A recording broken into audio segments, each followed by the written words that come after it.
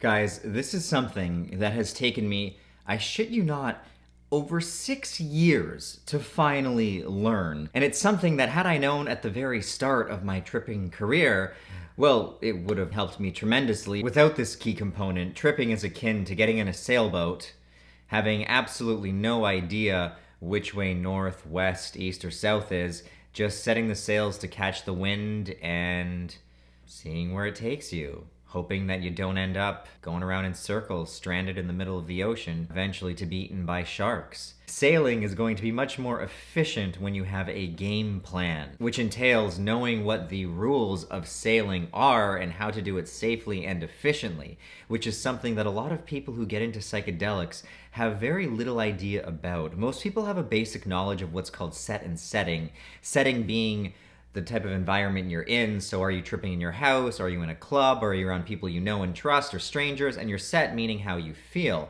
Are you tripping at a time when you feel like you're in a good, jolly, positive mood? Or did you just go through a very detrimental breakup? Are you going through depression? Are you prone to depression? Do you have a mood disorder? And this is kind of just skimming the surface. This is the basic knowledge that most people have. But what I've learned through my experiences is there is something that trumps set and setting. Admittedly, it can be kind of included in set, meaning how you feel, but it really truly does move beyond it. Let's just cut right to the mother effing chase here, guys. The number one reason why most people both have bad trips and are always open to a potentially bad trip is because their mind is, simply put, out of control.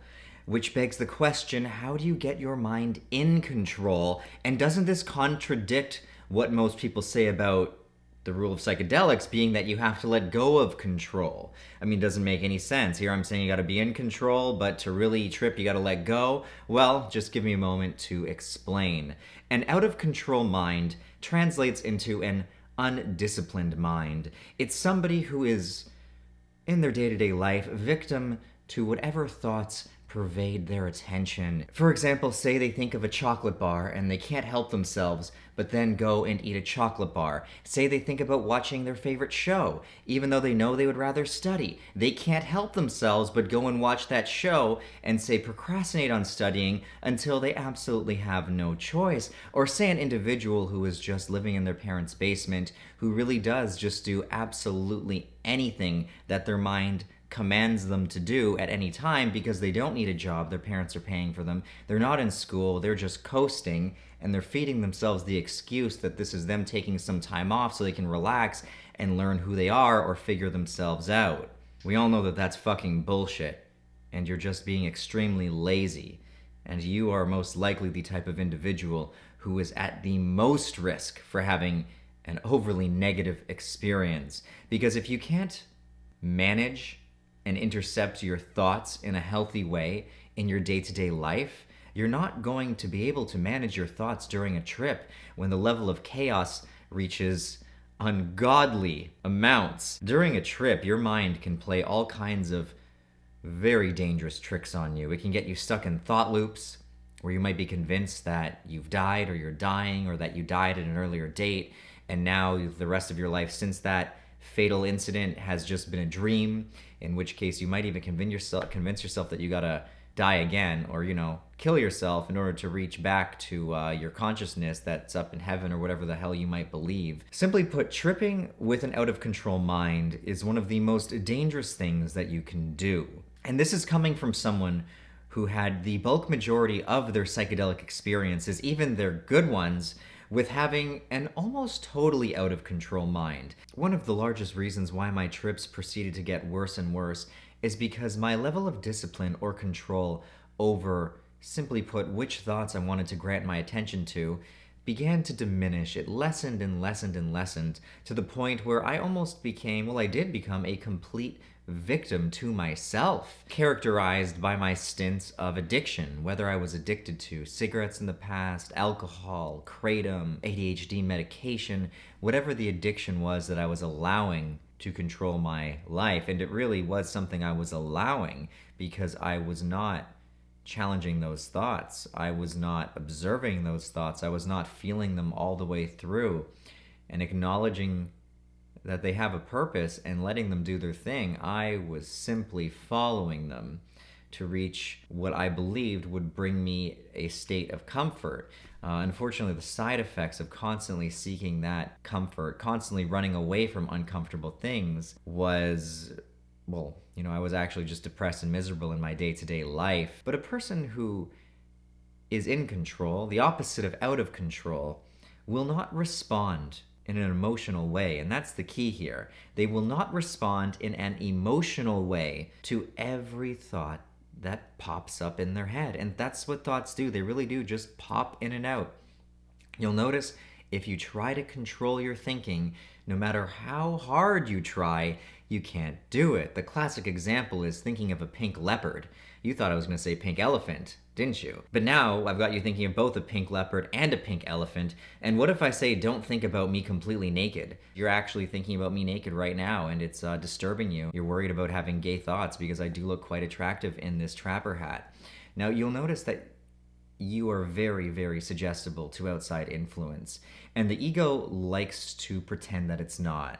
The ego likes to maintain a level of illusionary perception of control over its domain. Ego is confused often, but ego just means the part of yourself that, it's like the body's defense mechanism. It's the part of yourself that is attached to the personality, that, maybe likes competition, that has opinions. Those are all aspects of the ego. When you begin practicing meditation, which is also the practice of gaining control over the mind, you begin to see the ego self as something very separate from the true self, which is the one who is simply put observing the happening of life.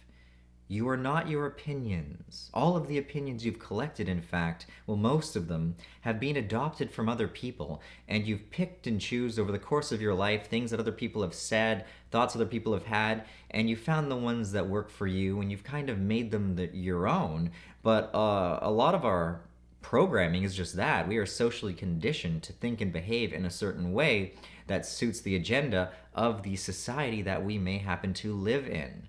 Your opinions aren't yours. Holding on to them as if you must defend them is not beneficial, and that is no means of control. Someone who has control of their mind is, simply put, no longer a victim to the string of thoughts that they understand they cannot control. Due to how suggestible we are, we have very little control over what we're going to think at any given time. Now, what we do have control over, and this is very important, is both which thoughts we respond to. Note, I didn't say react, because reacting to a thought is having no control. Control is choosing to respond to thoughts which we feel resonate with us at a deeper level, or that we understand are healthy. Sometimes we might have a thought that will bring us some kind of instant gratification or pleasure, and it might feel good in the moment to follow that thought and to maybe partake in whatever it is, be it checking your likes on your phone or reading comments or watching a show. But you'll find that the more you give in to potentially pleasurable thoughts, the less pleasurable the action becomes. Anyone who's had a masturbation addiction will know that if you're masturbating 3 or 5 times a day, it no longer feels as good as if, say, you could manage to withhold for a week and maybe not masturbate and have some real sex, which will also release that oxytocin in the brain and give you a real fucking chemical rush, and also a, survival and replication type of vibe that you need to bond with other people to feel like a functioning, proficient human. So giving into pleasure is a sign of someone's mind that is out of control.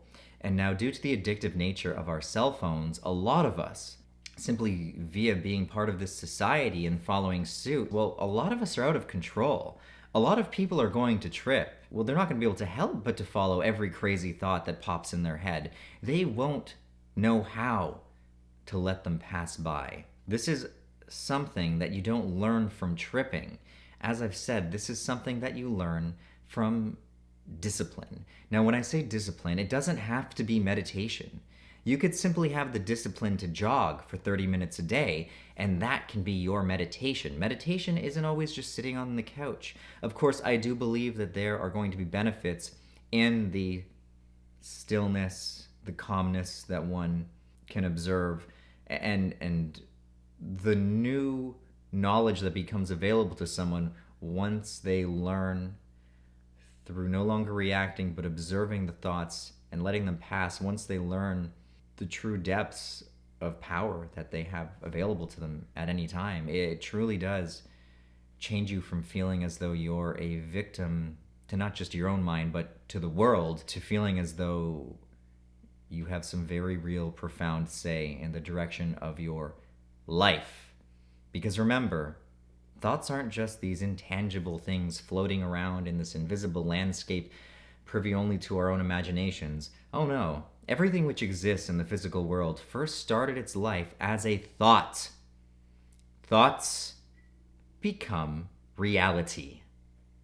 Your thoughts are very powerful, and you do not have to allow your thoughts to control your life, because essentially what that is doing is stating that you are 100% suggestible to outside influence, and you are absolutely not in control. If you want to have a psychedelic experience, and if you want to not only have a good trip, but gain some kind of a new understanding or help develop more confidence in your life, you need to come at it from the angle of being in control of having no control. Understanding that what being in control really means during a psychedelic trip is knowing how to surrender. And you cannot surrender if your thoughts are out of control. You will fight tooth and nail to the very last breath to hold on, because you will be giving in to every fearful thought that happens to manifest in the chaos of your mind. That is a recipe for a traumatizing experience.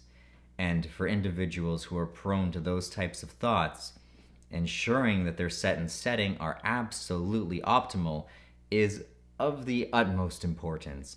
Don't get me wrong, even someone who feels a level of control is going to be influenced just via the nature of how our minds work by their set and setting.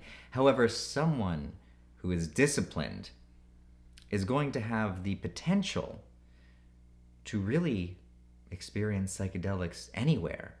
It all really just comes down to their level of discipline. Now, to be completely immune to set and setting would basically mean you'd have to be at like yogi status, which a lot of us aren't at. So I don't want to make it seem like if you're, someone who says, yeah, bro, I meditate every day, I'm gonna fucking trip in an airport, on an airplane. It doesn't mean that you can get arrogant about it. Because being arrogant in and of itself is having an out-of-control mind. You still need to carefully select which thoughts you wish to follow, which thoughts you wish to pass, and you need to continue to exercise your control over your thoughts and thus your life in order to ensure that you are going to trip in environments and scenarios which will elicit the highest potential for your own growth. Now, I understand this kind of contradicts what a lot of people say who state that there's no bad trips. And you know what, it's true. Even if you have a completely out of control experience, after it happens, assuming that you're safe and not traumatized and not physically injured or, in the hospital or something, you have the chance to learn from that. Okay? We interrupt this broadcast for a very quick and important update. We're going to begin shipping out the rest of the hoodies by November 24th, so you can finally stop asking me where's my hoodie. And secondly, I am going to be doing the Patreon draw for a free hoodie this Saturday. And I'm not just giving away one, I'm going to actually be giving away 10 hoodies. And currently only 400 of my patrons have entered their name in the draw. So if you aren't currently a patron, you can pledge as little as $1 to $2 per month in order to enter the draw. And right now, since I'm giving away 10, your chances are pretty good. Just make sure that when you join Patreon, you do go to the post that says enter your name here. Otherwise, you're not going to be included in it. And I probably shouldn't say this, but also if you're just joining Patreon to potentially win the free hoodie, you could always pledge $2 a month and then after the draw, cancel. Which would suck for me, but hey. If I had known when I first started tripping just how important it was to practice a daily meditation habit in an efficient way, I mean, you can meditate every day and you can do it wrong. Like, you really do gain a lot of benefits from, say, listening to a guided meditation. Like, I started listening to the Sam Harris one, and it's been helping me, because you need to understand what you're doing. And there's more to it than just closing your eyes and listening to some music or just sitting there and thinking, because that's not really meditating now, is it? That's still just following each and every thought. I will maybe go into more detail on this later. I want to keep this video short and sweet and to the point.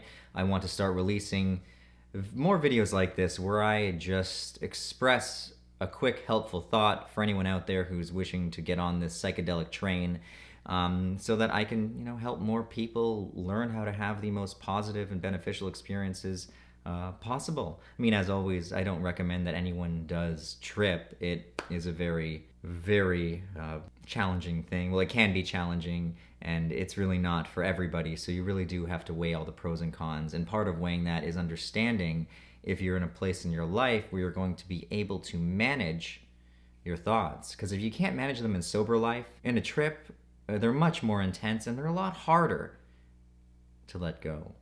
But it is possible. And I have experienced this. And when you have a trip that you've got control over, it truly is not only a blissful feeling, but a rejuvenation. It really just goes beyond words. It feels great, man. To no longer, be victim to your mind. Anyway, if you enjoyed this video, make sure you leave it a big thumbs up. And for those of you who missed my last post because YouTube actually kind of blocked it, sometimes they just kind of like shadow ban certain videos. I released a video where I compared the effects of 5-MeO to regular NND. And if you want to check that out, you can follow the link at the end of this video. I put a lot of work into this one. I think you guys are going to really enjoy it if you missed it. But anyway, if you do support this content, you can follow the link to Patreon and, pledge $1 or $2 monthly to help the channel grow, because, we don't make a lot of ads, and that is what allows me to offer this information to you full times, yo. Anyway, till next time, take care, all of you, and I will see you in the next one.